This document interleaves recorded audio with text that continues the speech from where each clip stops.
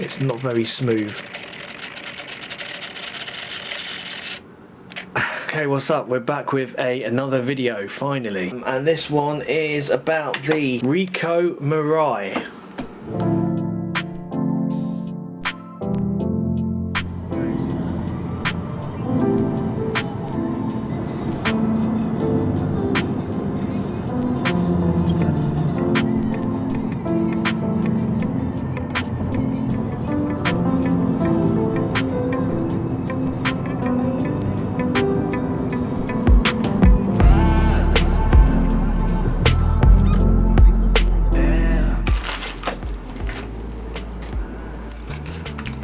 These are definitely getting smaller.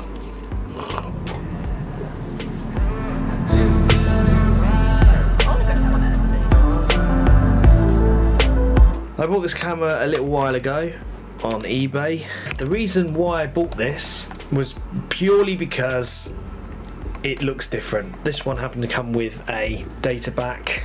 Funnily enough, the data back only goes up to 2019 because no one's going to be using this camera in 2022. So the Ricoh Mirai was released in the late 80s, and it's a bridge camera which they co-developed with Olympus. So it's a fixed 35 to 135mm zoom lens with a macro feature, and its aperture is from 4.2 to 5.6. Its shutter speed can get up to, I think it's 2,000th of a second. We went to a car boot sale just for a day out and to test this camera to see what it was like.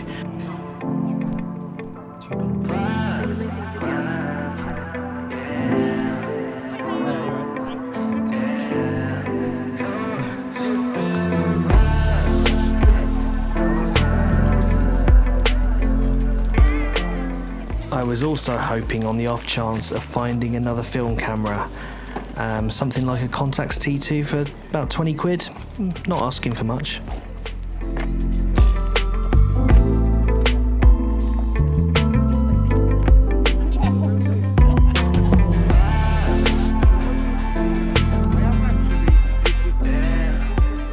There were a lot more cameras than I thought there would be.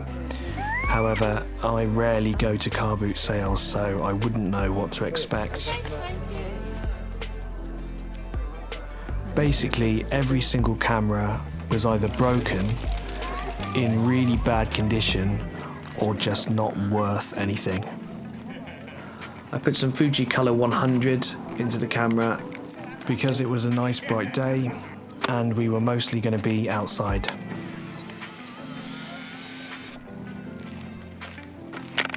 I decided to leave it on fully auto and let the camera do what it needs to do.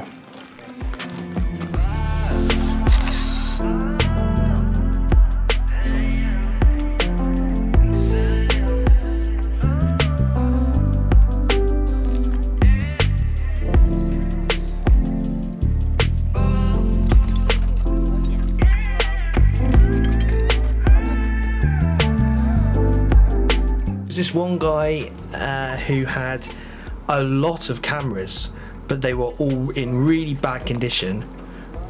You could tell that they weren't working or they were missing something. But the guy didn't actually know anything about the cameras. Like, he was asking which camera had the most value. Unfortunately, none of them had any value.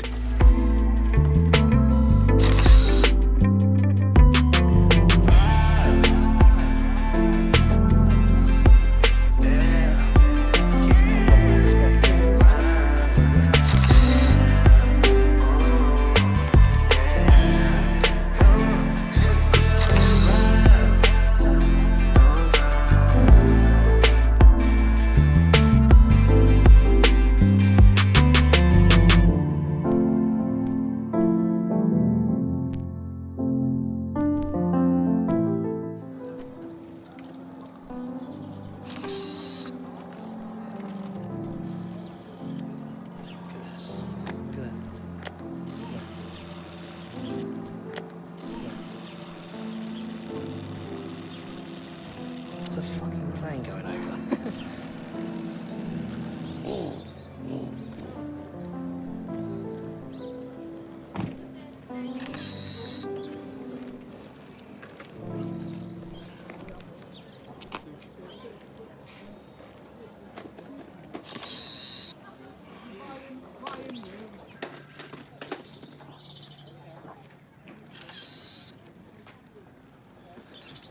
This is probably my favourite shot of the day, and that's saying a lot because it's basically a picture of a fucking door.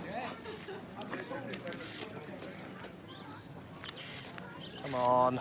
Its autofocusing is not very good at all. You have to be basically in perfect lighting for it to lock on to its subject easily and quickly.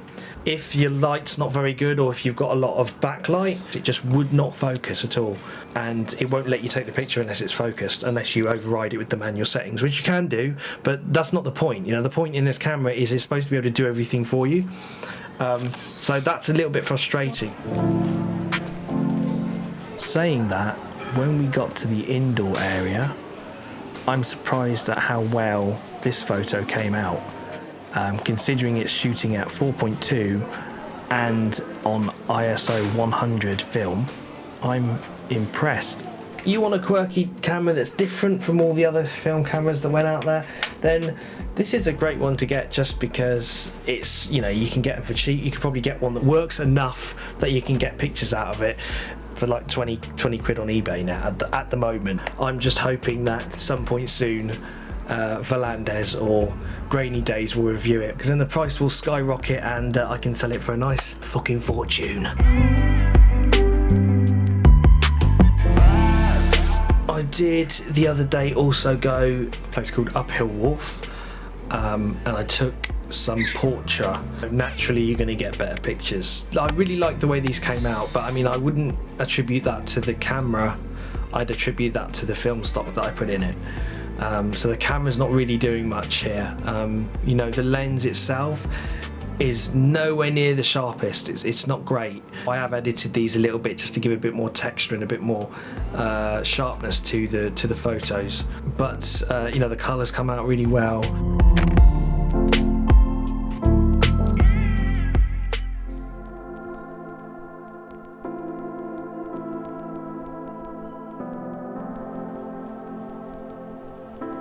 I also tested the camera with some Cinestill 800T.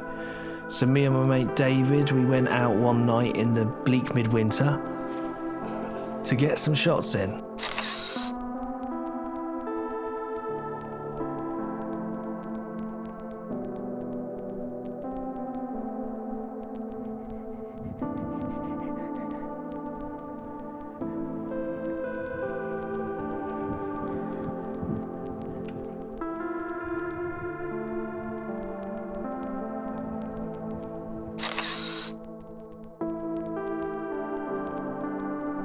Just to point out, this is not the camera to use for night photography, because who the hell takes a camera that can only open up to an aperture of 4.2 in the pitch black shooting Cinestill 800T with no tripod?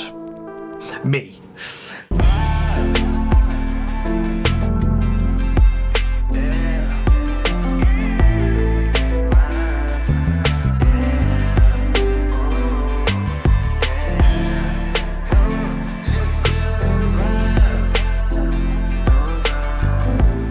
Quite a lot of these on eBay, but a lot of them have something wrong with them.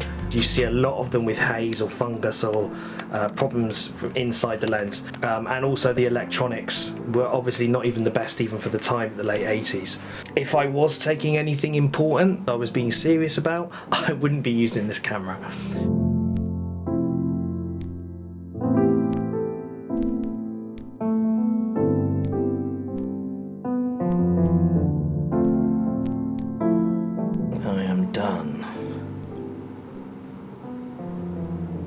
Well, if you're still watching, thank you for still watching, and I will see you in the next video where I take some more pointless fucking pictures. Goodbye. I am actually quite impressive.